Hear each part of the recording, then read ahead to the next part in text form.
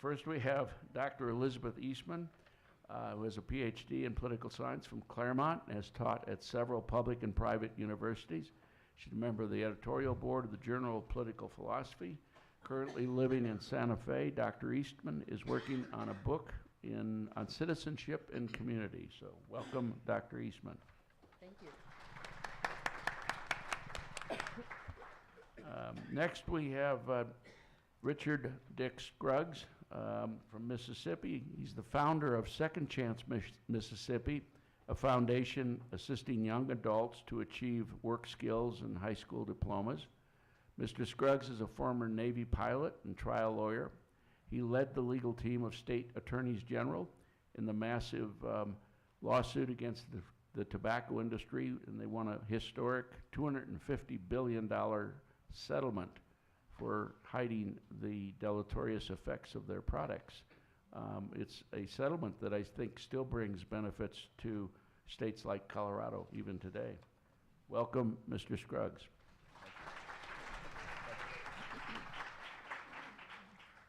Lastly, on the far left, but again, I'm not sure, is Lisa Graves. She's the co-director of Documented, which investigates corporate influence on our democracy. Graves previously led the Center for Media and Democracy, where she led the expose of the corporate-sponsored influence of state public policy by ALEC, that's the American Legislative Exchange, is it called Council? Council, that's right, as well as investigations of the influence of the Koch brothers. Graves previously served as a Deputy Assistant Attorney General in the Department of Justice and worked for the U.S. Senate Judiciary Committee. Welcome, Lisa Graves.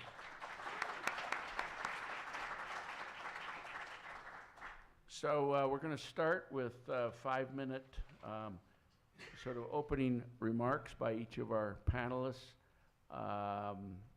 followed by, we'll start with a couple of questions that I'll offer to get the ball rolling. We're going to have that discussion up here for about the first 35 or 40 minutes, and then the last 20 minutes we'll do Q&A from the audience. So sharpen your pencils and ask tough questions, please. So with that, I'm sorry, and I hope I'm not surprising you. I'm going to just start in order right here with Dr. Eastman. That's fine. That's fine. Okay? Very it's good. A pleasure. It's very much a pleasure to be here. My approach might be just a little bit different, so maybe it's good that I'm starting. What I want to do is ask the question why political donations have increased and why the presence of lobbyists has grown. So basically, why has this transpired? And I'm going to identify 3 reasons. First of all, I teach political science, so I pay attention to the U.S. Constitution. And I think one of the things that we've lost is the original intention of limited government when the U.S. Constitution was drafted. The Constitution was articulated the role of national government and its scope of power and authority. That's my first reason why I think this has transpired. Second is the loss of federalism. The healthy division between national, state, and local governmental responsibilities has been lost. Now, why should the federal government fund a road that lies strictly within the borders of a state or a university that's funded by state taxes? I think it's a legitimate question to ask. And thirdly, my third reason for why I think this has transpired is the expansion of the scope of authority of the national government and a growth of the administrative state. Agencies that are outside the scope of the limits of the U.S. Constitution that have become regulatory bodies. So those are my three reasons why I think this has come about. Now, because of these 3 things, many people in the country are simply going after the money, thus the growth of political donations and lobbyists.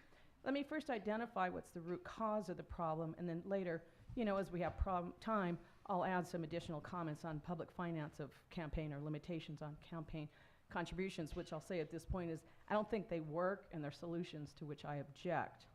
So first and foremost, I think going back to the Constitution is I want to identify the Commerce Clause. What has happened is there's been an interpretation that the Commerce Clause allows for the federal government pretty much to regulate anything it wants. And so obviously there's a huge opportunity for regulatory rent seeking. So let's just take an example. Somebody sets up a business. Once that business is established, it gets Congress to regulate the competitors, and the original business makes a lot of money. So take away Congress's ability to regulate anything it wants, and you get less incentive to buy or influence the regulators. State regulations are better because there's competition between the states. So I'm not going to say no regulation. I mean, that would be preposterous. But if you have something that's closer to the people, or where there's, a variety of, things going on, it's possible. So, let's say the regulatory burden becomes too heavy. A business can move to another state. And I've lived in California for more than 20 years, and the regulatory burden has become so oppressive that we see a mass exodus out of California. Now, what happens when you've got Congress or federal agencies that have simply become the huge regulatory body of the nation? Where can businesses go? Hence the need for political donations trying to influence members of Congress for favorable legislation, or the advent and growth of lobbyists. So the Commerce Clause, I think, is one thing we need to look at. Second thing we need to look at is the spending clause, also in the Constitution. We have a $4 trillion federal budget. And the U.S. Constitution limited spending to the General Welfare Act. And if you want to look it up, you can look at Article 1, Section 8, Clause 1. Now, at the founding, I will admit, there were two theories that were advanced. We've got Alexander Hamilton's view, who argued that there was no limitation whatsoever on the spending clause. And we have James Madison's view of the spending clause, that spending's limited to the other enumerated powers for the nation, not local. Now, back in 1936, there was a court case, Butler v. U.S., where the issue was the constitutionality of the Agricultural Adjustment Act. And the reasoning of that decision opened the door to ignoring the spending clause, that the spending clause has any restraints whatsoever. Now, they took up Hamilton's view, that there was no limitation to the general welfare of spending by the federal government. And I've never done this, but this would be an interesting question, and perhaps one of my two panelists might know that. When the word lobbyist actually came into the occurrence and common use, it could very well be post 1936. I don't know. That might be a very interesting project. Maybe I'll have one of my students kind of take it up. So what's the remedy? I call it the 3 C's remedy. First of all, the first C is Congress. Congress exercising discipline in their legislative agenda, with a president advocating limited government. The second C is the courts. Courts enforcing the limits of the U.S. Constitution. And then the third C, citizens. Citizens electing representatives who advocate limited government, not looking to government to solve the ills of society, but reinvigorating communities and a social fabric that's simply not dependent upon a very large federal government. And this takes me back to my discussion about my very brief mention of federalism. And that's where there are some things that are local and should be dealt with on a local level. There are some things that are within the purview of the state, should be dealt by state governments, state regulatory bodies, and then finally a national government that is in fact limited in scope. I think that could go a long way. My 3 C's, Congress, courts, and citizens, could go a long way to beginning to rein in some of the, well, I will admit, some of the problems, very dramatic problems that we're facing. So that's the end of my initial remarks. Thank you, Doctor. Next, we'll hear from Mr. Scruggs. Good afternoon, everyone. I'm seeing a lot of familiar faces in here from prior panels that I've attended or seen some of you on. In case any of you are wondering, as I was, why I was selected for a panel on dark money spending, I have a certain dubious credential, which is in my bio, which I'm the only one up here that has papers to prove they participated in government corruption. And took a little federal vacation as a result of it. But that was in the past. More recently, I'm running an educational foundation to get high school dropouts back into the workforce. But an even more dubious credential probably than that one, I happen to be Trent Lott's brother-in-law. All right, you can boo or cheer. If you like him, he's my brother-in-law. If you don't, we're just married to sisters. Okay. And you can't pick your relatives, I'm afraid. Anyway, did you have a question, ma'am? No, okay, I'm sorry. But it being the small world that it is, I'm also from Mississippi. And Mississippi has the most dubious distinction of passing more laws written by ALEC than any state in the country. 56 in this last session. And the legislator, a state senator who has sponsored more of those laws than anyone in the state, was a young man that I helped elect 10 years ago because the guy he was running against was even worse. So I was almost hoping I would follow Lisa Graves here on because she knows ALEC better than I do. But to Dr. Eastman's point, one of the effects of ALEC in Mississippi, the Koch brothers' money, the DeVos family money, has been essentially to capture the state regulatory and legislative apparatus. Mississippi's a wholly captive state, and they got it pretty cheap. It's a small state, less than 3 million people, shrinking, one of the few states, maybe the only one that's shrinking in population. 65% of our college graduates move out of state because they can't find a job. Things are pretty bad and they're getting worse. But all but one of the state elected officials, statewide elected officials, are ALEC people. They are endorsed and members of ALEC. They receive contributions from ALEC affiliates and the network. And one of the things that Dr. Eastman talked about was the concentration of power in Washington versus federalism and a digression of that power back into the states and the citizens. One of the effects of ALEC is that power hadn't been concentrated in Washington. It's been concentrated in two families, the Koch brothers and the DeVos families. And they run the state. And pretty much the educational system, I've gotten involved in recent years in contesting and opposing them. I have a little money from the tobacco resolution, and I use it as generously as I legally can to oppose some of their initiatives. But they've got the money, and they've got the connections, and they've got a large network politically in my state, which is there's no effective Democratic Party there anymore. It's all Republican, and I'm not trying to make a political statement. I'm a reformed Nixon Republican, believe it or not, but I'm a Democrat and have been for most of my professional life. So anyway, that's probably why I'm here, to talk a little bit about probably the most bought and paid for state in the country. Thank you. Thank you, Mr. Scruggs. By the way, we at CWA, we welcome political statements and political diversity. So don't hide your light under a basket. Next is Miss Lisa Graves, and Lisa, maybe you could pick up where Dick left off on the influence of a particular interest group on state public policy and through money. Sure. Thank you so much. I definitely want to talk about ALEC, and I appreciate that. I wasn't sure if we were going to discuss ALEC, in part because there are a lot of issues happening in terms of these dark money groups that are spending money in the elections, and so far ALEC isn't spending its money that way, although it has previously had a PAC.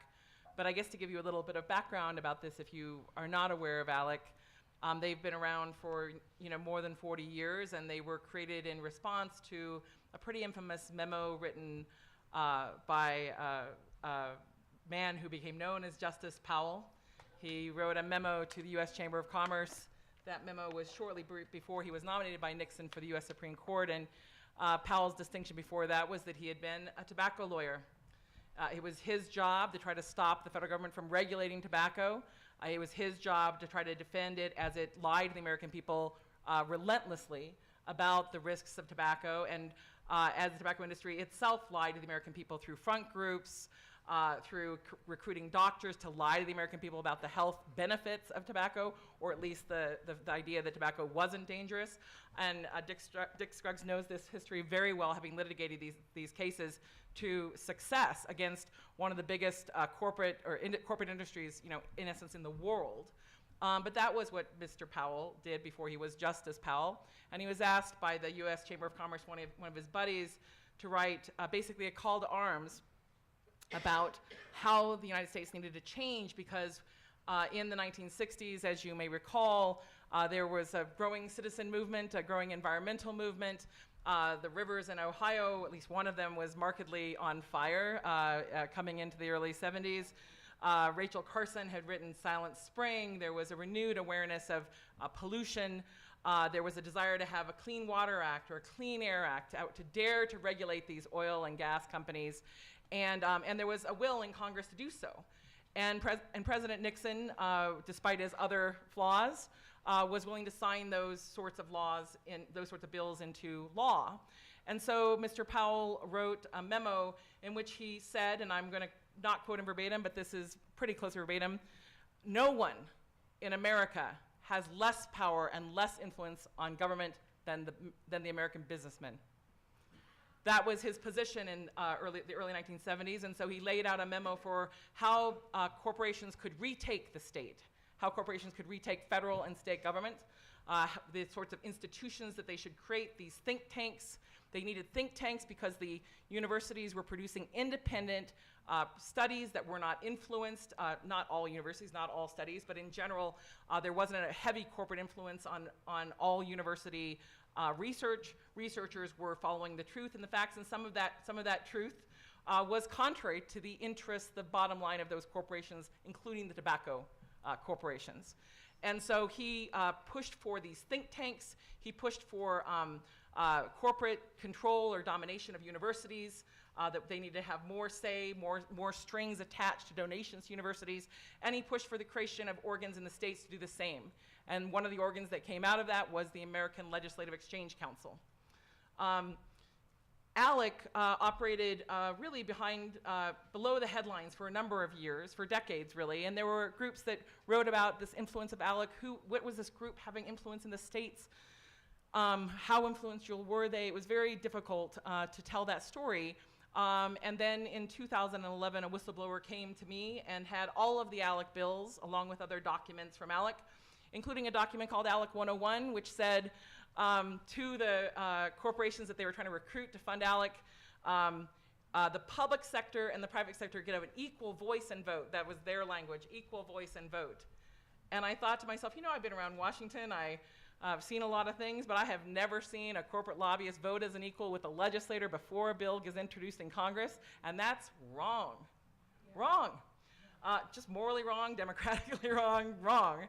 That's beyond lobbying for a bill. And in fact, when I looked at ALEC, it turned out that they told the IRS over and over and over that they spent zero on lobbying, even though their entire operation was predominantly funded by corporations and by the Koch brothers' financial fortune through their philanthropies.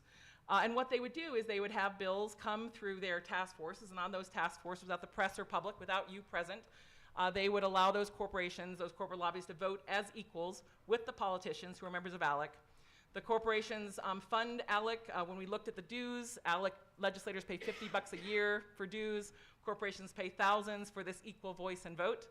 And they also help underwrite the trips to these resorts for ALEC politicians to go hang out. They even have a kids' congress, so the lobbyist kids and the politicians' kids can hang out at these summer vacations and other places.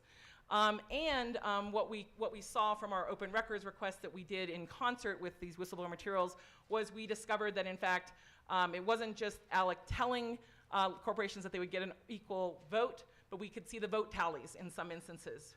The corporations were voting for a bill, the politicians were voting for a bill, and that bill became a model bill to be pushed in state houses across the country, including in Colorado, to privatize your roads, to change the rules for schools, to make it harder for Americans to vote. In fact, we discovered that the voter ID restrictions were voted on at a task force that was led by the National Rifle Association, where corporations voted as equals to make it harder for Americans to vote through voter ID restrictions.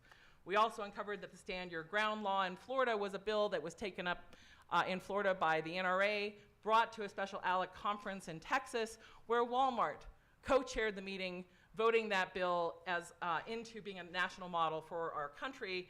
Walmart, the largest retailer of bullets in the world and the largest seller of long guns.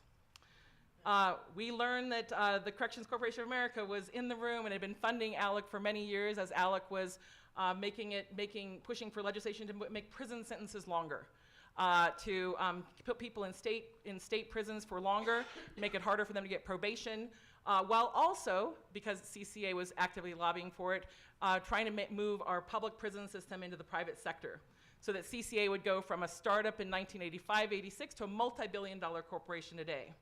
So when Professor Eastman talks about the corruption of lobbyists or the rise of lobbyists and how this is purportedly attributable to a misinterpretation of the Commerce Clause or the Spending Clause, a misunderstanding of limited government, I would say to you, I think that's fundamentally incorrect. I think it's ahistorical based on this country's experience in terms of the power and influence of very wealthy people at the turn of the century, before the federal government grew, a time in which courts were actively striking down popular legislation in states and in Congress to try to regulate corporations in the industrial age, where corporations were pursuing child labor, working people to death, not having any limits on safety for people who are working for a living.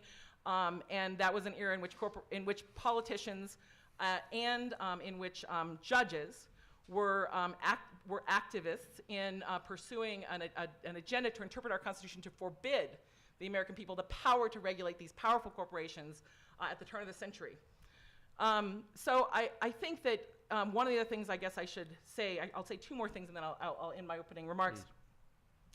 One is, it's interesting because having studied the Koch brothers at length, starting from Charles Koch's very early role in the John Birch Society in the 1960s, his role in the Freedom School, Bob Lefebvre's school, which described itself as an anarcho-capitalist school, to try to say that there should be no role of government to regulate corporations or people other than to protect property. The role of the government is the police.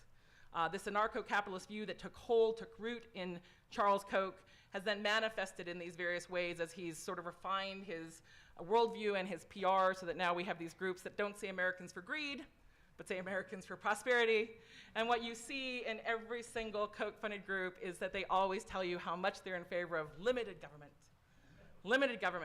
which I really think when you look at the expanse of the Koch role in influencing and distorting our democracy is really about limited democracy.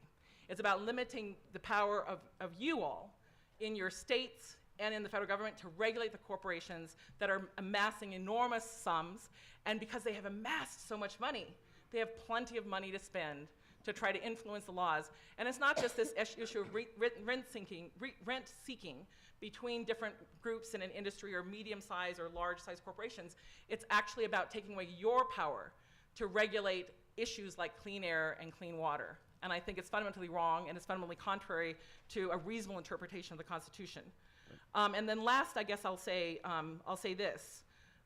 Since Citizens United, which I think was an illegitimate decision by the United States Supreme Court, by 5 guys on that Supreme Court, to engraft their political, personal view onto the First Amendment to try to deprive us as a people of the power to regulate the influence of this dark money in our elections, to have a system where we have money that's not dark, meaning the money that goes directly to a candidate or to a campaign that's disclosed. Who gave this politician money? How much did they give? How much influence do they have? That's publicly disclosed. There are caps on how much can be given.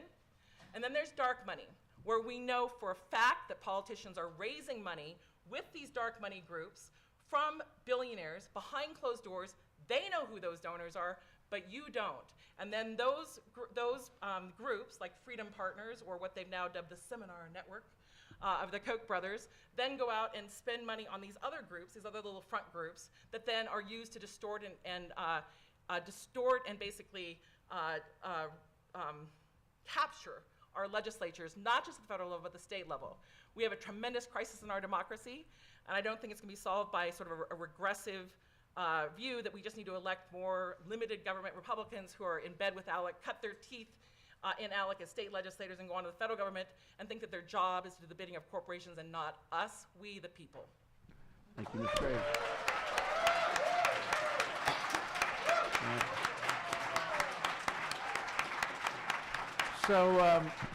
I'm game on. I think I let Ms. Graves took ample use of her 5 minutes. Yeah, I'm so sorry. I apologize for this. I'll defer. Well, here's what I'd ask is that yeah, I'd ask that you help balance things out as we go forward. So obviously we've got set up two different points of view here. One enunciated by Ms. Graves that it was citizen activism in the 60s and 70s that led to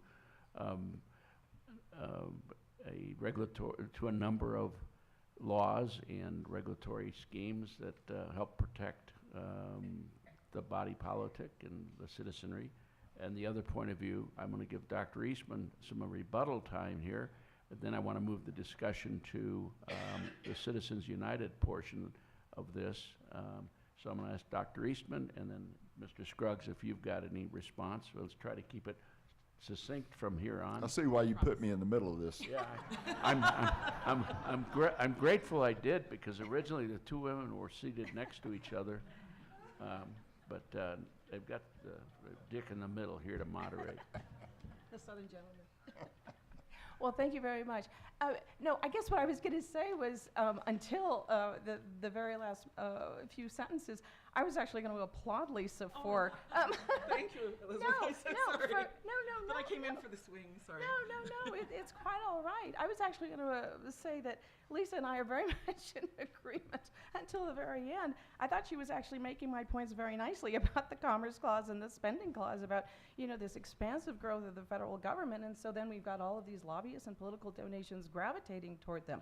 I think this huge, the federal government, we speak in terms of footprints now. The footprint of the federal government has just grown so large, so we can understand precisely why these things have been happening. And I thought, of course, I can understand why ALEC would want a presence.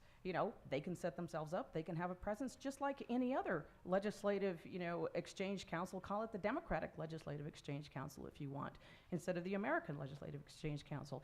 Any group can set it up. I mean, for heaven's sakes, we don't only have think tanks that are on the right. We have think tanks that are libertarian, we have them on the right, we have them progressive, we have them green.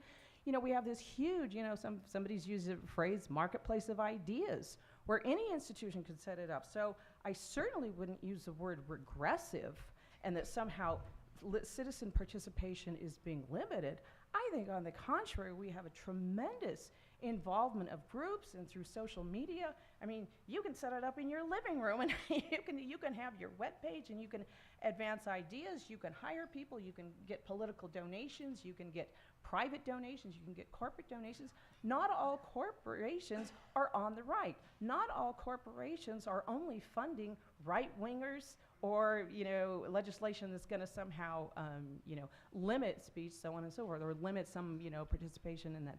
So I actually thought you were making my point, but then, took a little bit of a turn.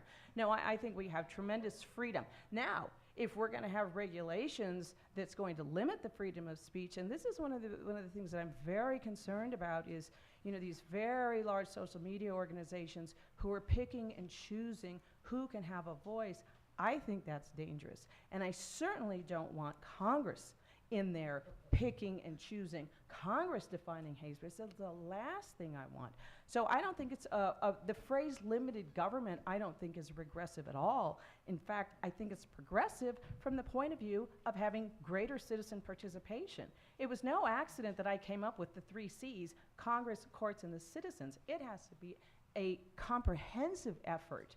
And if, we're going to, recapture the whole concept of limited government, it's not going back, it's going forward, because we are identifying, we've lived through some very specific problems, and we're going to say, okay, your scope of authority is here because you are stamping out participation of the people and of the citizens to act.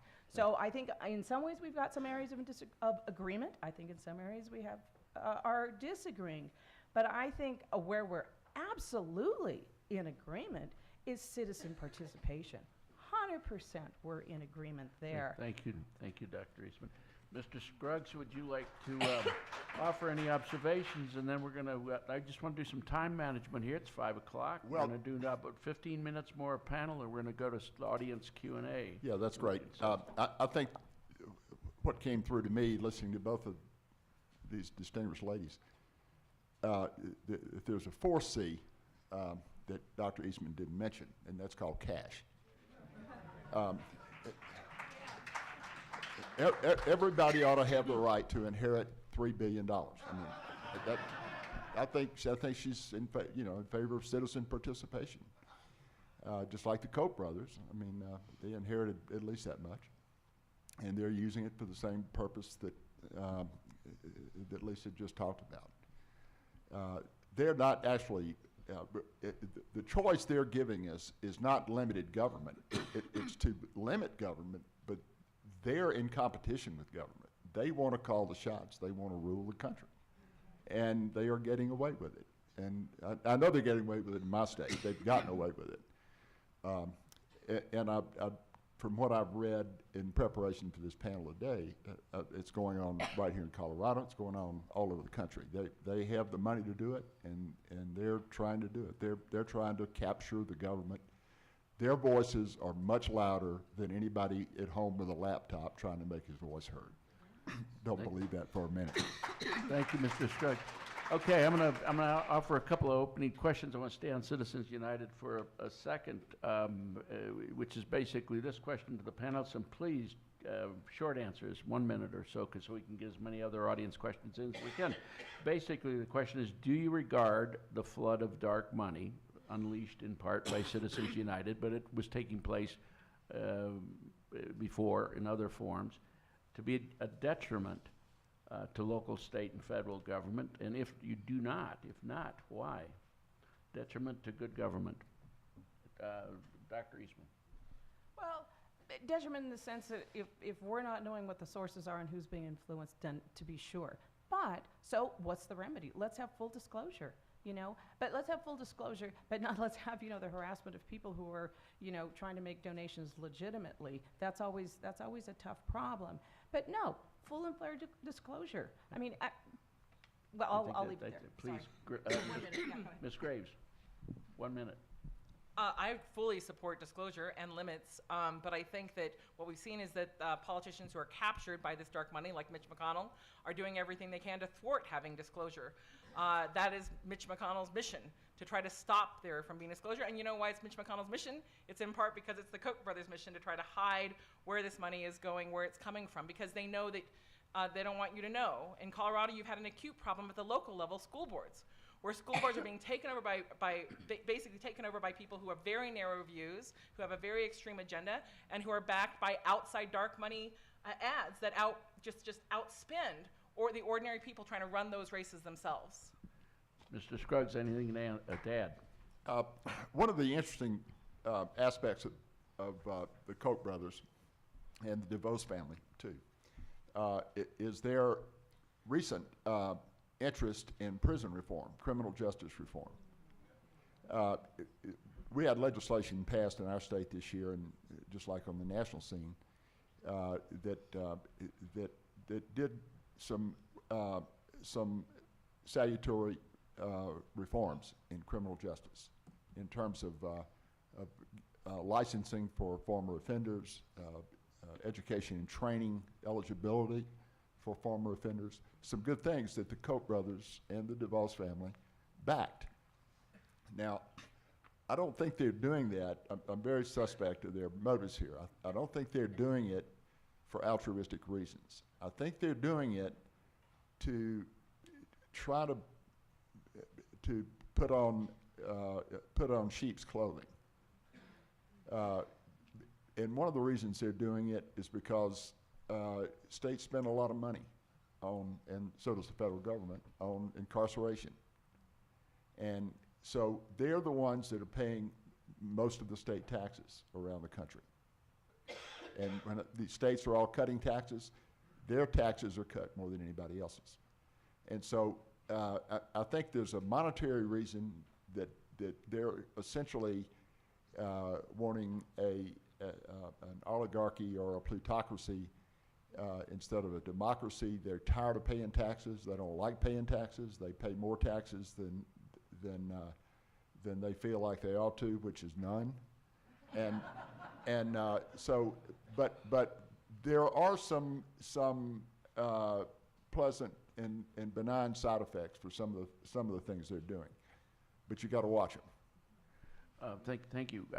Quickly, Dr. Eastman recommended, and everybody, I think Graves concurred, more transparency.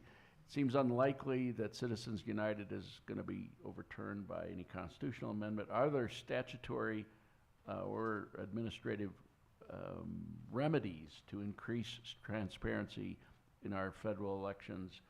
Dr. Eastman first. We'll just go down the line. Please be brief, 30 seconds.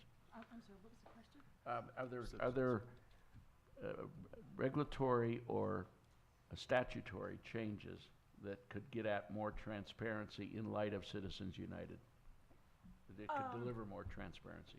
Well, this is one of the problems with, let me just take it from a slightly different point of view, and let's call it campaign finance reform that so many people talk about. And one of the problems with campaign finance reforms is who's drafting the legislation. But typically legislators, and you give the example of Mitch McConnell, well, flip the Senate, get more Democrats in, and Mitch McConnell is no longer a majority leader. That's one response. But the other response is when you've got legislators who are advocating, various reforms, more often than not, we can just rename them Incumbent Protection Acts. And, incumbents have tremendous, advantages already. They don't have to raise more often than not, they don't have to raise quite as much money. They've got this tremendous name recognition. They can have, constituent services, and so they've got built-in people who are going to, help them with their, re-election campaigns, so on and so forth. So that's one of the problems. So again, I'll go back. I have 3 Cs, so we also have the courts and the citizens who can advocate the change Lisa as well. Graves, on that same topic, more transparency. Yeah, there was a Disclose Act, and Mitch McConnell helped kill it. So that was one of the immediate responses of Congress, was the weak tea of disclosure in response to Citizens United. And Mitch McConnell and Republicans refused to let that measure go forward. And they are actually, along with the Koch brothers, Mitch McConnell has been pushing for trying to kill disclosure under the, and I have to say this because it's important. You're going to hear this argument that transparency is for government and privacy is for people. That's the little focus group line that they've come up with, because they are moving a PR campaign across the states through their organs, through the little groups that they have, to basically take on disclosure, to try to claim if we disclose who's spending this money, that those people will be chilled in spending that money, because people will know who they are and they may not like that they're spending so much money. And so they're not just, this is not a benign thing where there's some sort of bipartisan support for disclosure. The Koch brothers are underwriting a campaign through the groups that they fund to try to even kill disclosure measures and to try to pull back the disclosure measures that already exist. Very good. Okay, we've got about 20 minutes to go. We're going to go to audience questions. First one I'm going to try to interpret here. Of the specific measures to improve campaign and election funding, are there any that both Democrats and Republicans agree upon? And I assume when we talk about funding, the implication is public funding. Does anybody have expertise on that question? Restriction on funding? Actually,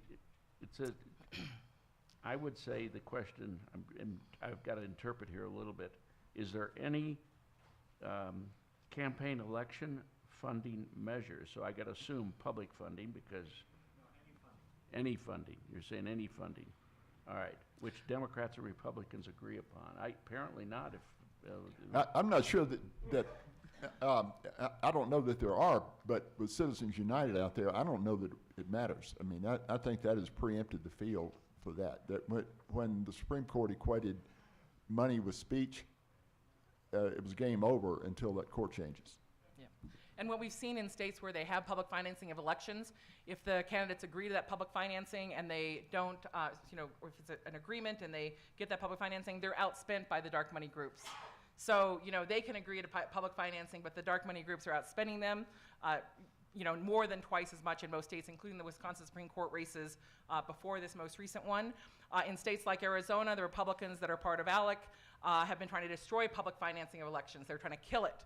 And so there was a moment in history for a number of years where there was general support in Maine and other states for public financing of elections, but the politicians who are aligned with the Kochs have sought to destroy that as well.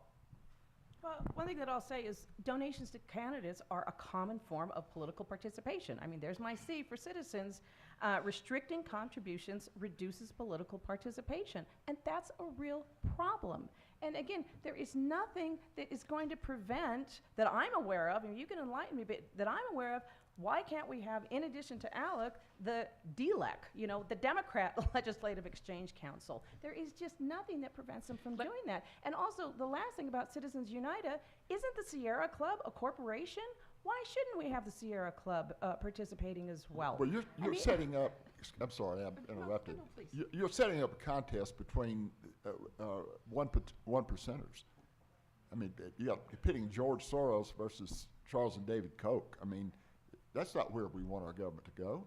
I mean, she's arguing that everybody ought to have the right to give $1 billion to a candidate. That's a very illusory right. All right, And- so and- that hold- tees up the question. Yeah, and that precisely takes me back to my original point of finding the original source and deal with the fundamental problem of the Commerce Clause and the Spending Clause. Until we deal with that, we're constantly going to be, battling between the 1 billion or the 1%. I feel compelled to respond. So first of all, there is a Democratic alternative to ALEC, and it's called SIX, S-I-X, State Innovation Exchange, and they put the bills online, and they try to have greater transparency in ALEC. But, they don't have a bunch of corporations coming to them because they want to regulate corporations. They want to have rules that citizens are clamoring for about regulating money in elections, about making sure that we can have clean air and cleaner water. And you know what? The corporations aren't so keen on that. They're not really sending their money in the way they send into ALEC. So it's an inherent disadvantage. And I would say, that's not to say that Democrats and Republicans are entirely different. Democrats have campaign donations.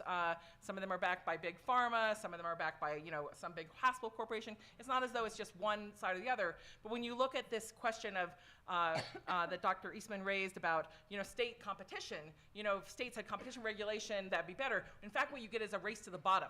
We've seen that in the tax rates. So they're saying, I'll cut the tax rates for corporations, and then the corporations are going to come here. That race to the bottom basically deprives these states of the power in some ways to raise money. Now, they would say that's the competition.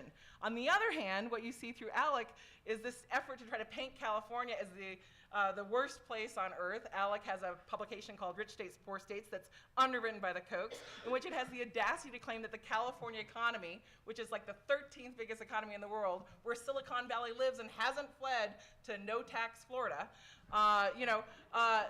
that California is worse than Kansas and Wisconsin, even though those economies were sunk by Koch-backed politicians. All right, Mark, we're gonna try to go to rapid response round here. We've got about 12 or 15 questions, and I'm looking for 1 or 2 set responses from. Somehow you're going to limit us. Yeah. Or Well, semicolons I have a allowed? sense that we've got some very eloquent and knowledgeable panelists who are very good at Adding semicolons. filibustering for their position, which is just fine. All right, so I'm going to try to make sense of some of these questions. What about the influence of money on the university, all around the university? But do we see that in academia? Anybody want to take that on for about 30 seconds each? The Koch brothers did a study. Charles Koch pushed a study in the early 1970s in which he said, what's wrong with public universities? They cost too little. That effort came out right before Powell's memo basically saying businesses should be basically determining the agendas of public universities. What we've seen in the succeeding 40 years is less public financing for universities, including this university here, and far more corporate influence, which is the wish list, the dream list of Mr. Powell and Mr. Koch. All right. Mr. Scruggs, anything on university? Yeah, I'll say the same thing. I live in a college town too, in Oxford, Mississippi, where Ole Miss, University of Mississippi is located, and our funding from the state of Mississippi and from federal sources is down maybe 12% of the budget for the university. It's the lowest it's ever been, and even beyond that, the whole educational system of the state is being choked off by ALEC proposed legislation and Koch brothers backed groups like Americans for Prosperity, which is certainly a misnamed and deceptively named organization. And then there's another one out there that the DeVos family backs called Empower. I don't know what they're called out here, but it's the same group, and they're trying to privatize all the schools. Go to like the private prison system. They're trying to create private school system for profit. Ms. Eastman, and quickly, 30 seconds. I'll just say one thing about the university system is coming at it from a completely different perspective than they are, and that's having taught in both public and private universities. And what I see, especially in public universities, is just, again, the problem of chasing the money. And, I think many institutions of higher education have just lost their fundamental mission, and that's teaching. We're kind of stepping into this role of advocacy, and I'm saying, no, remember teaching. And so what you have, we used to have this two-tier system in California. Well, we still have it. The University of California system, which were the major research institutions, and we had the Cal State universities, which were primarily teaching. And so the California State universities have suddenly been completely transformed, and they've become major research institutions as well, where they're competing for the dollars. And so as a result, where it used to be, and my uncle, who was the first in his family to get a college degree, he had a master's and could teach. It's impossible to teach at a Cal State anymore with just that. And I think, so I look at it from a dramatically different point of view as opposed to outside groups.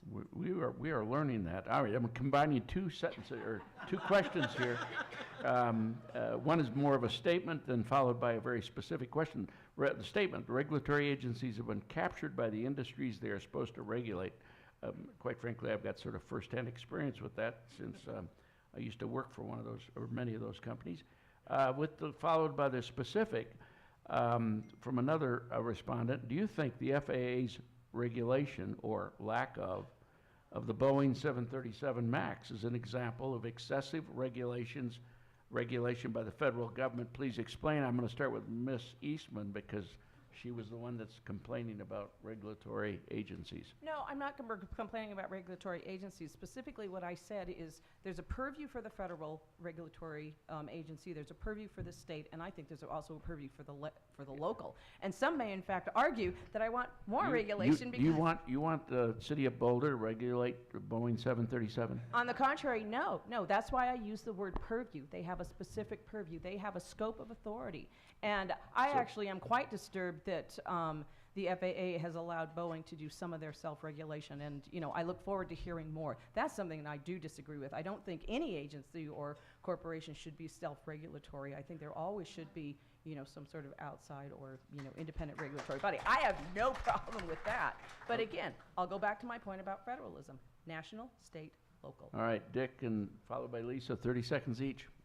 Okay, the 737 Supers were never really tested by the FAA. I think there's a big article in the New York Times today about that. They just waived that, didn't test it, and allowed the industry to do it.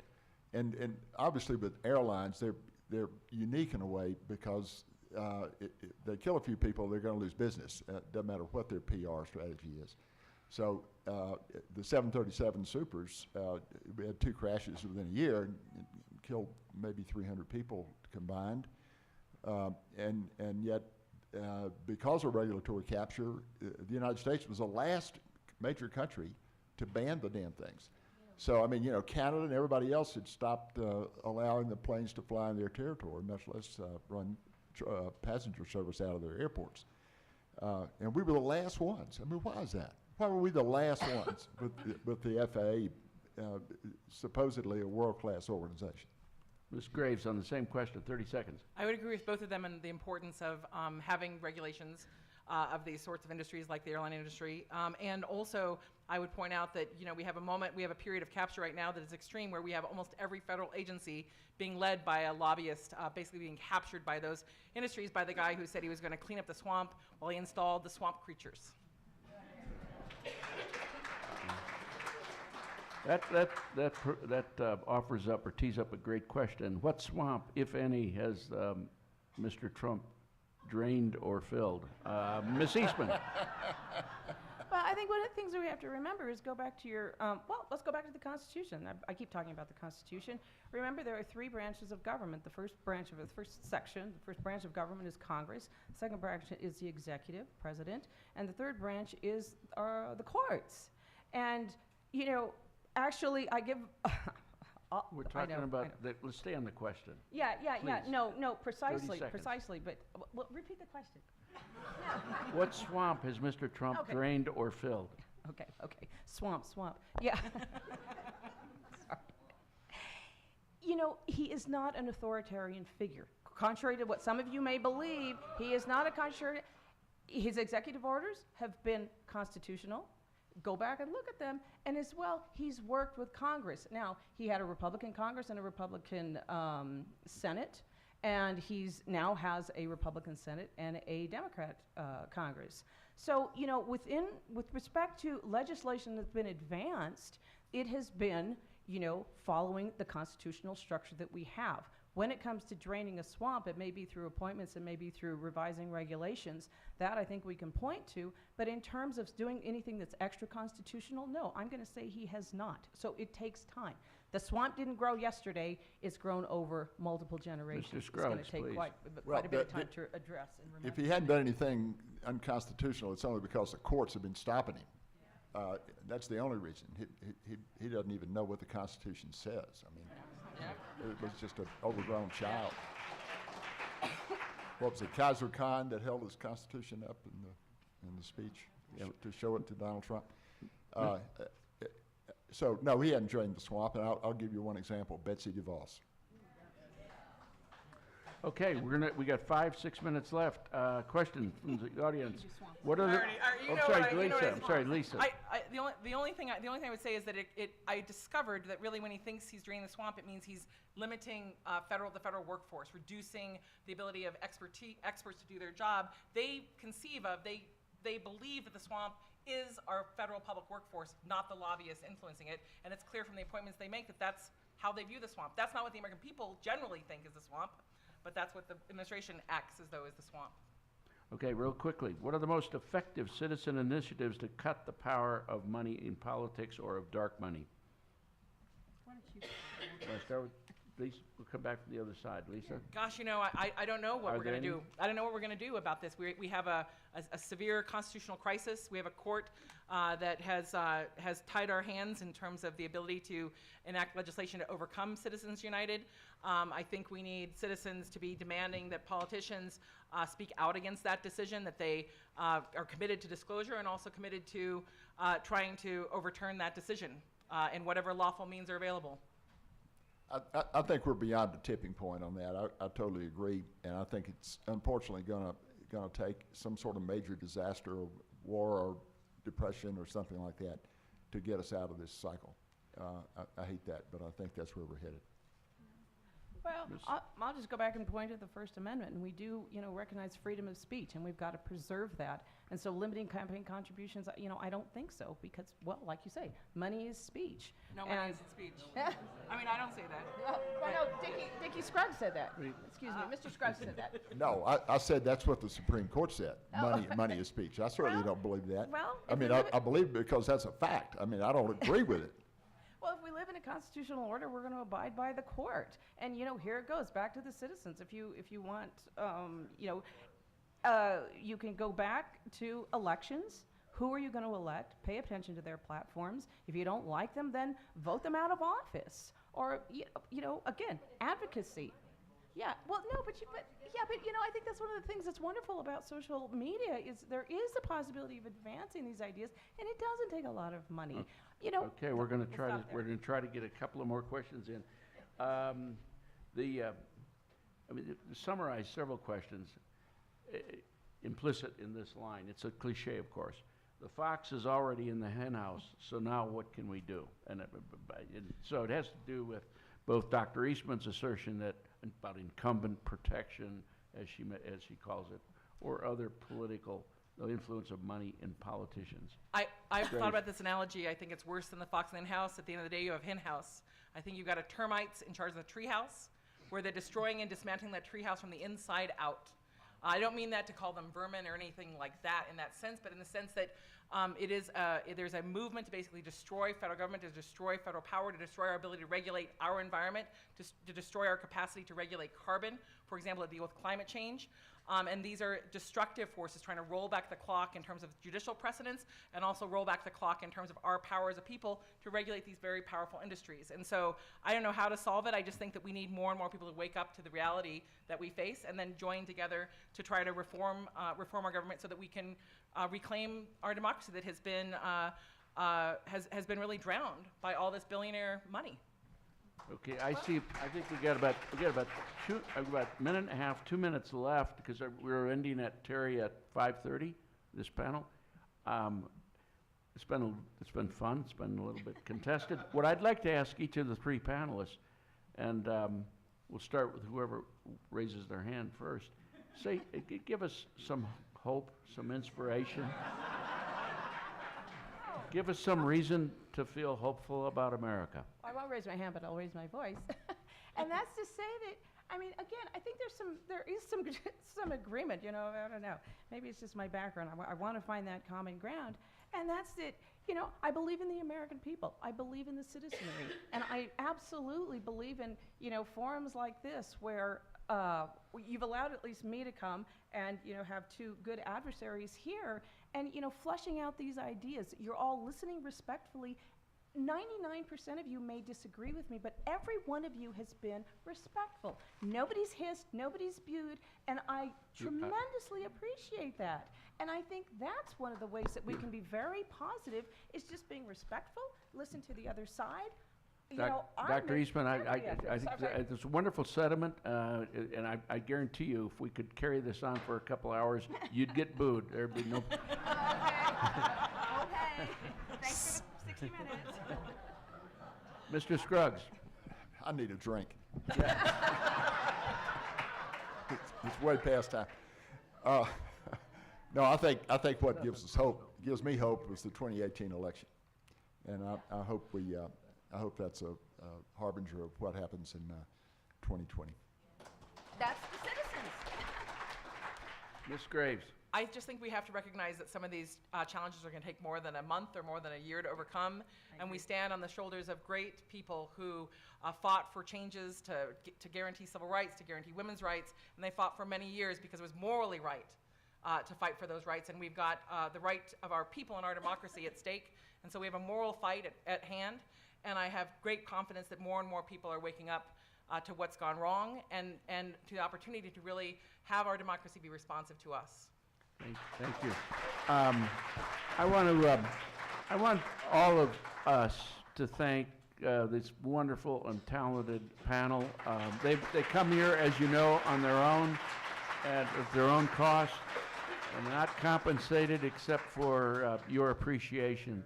So thank you to the panel, and thank you to the audience.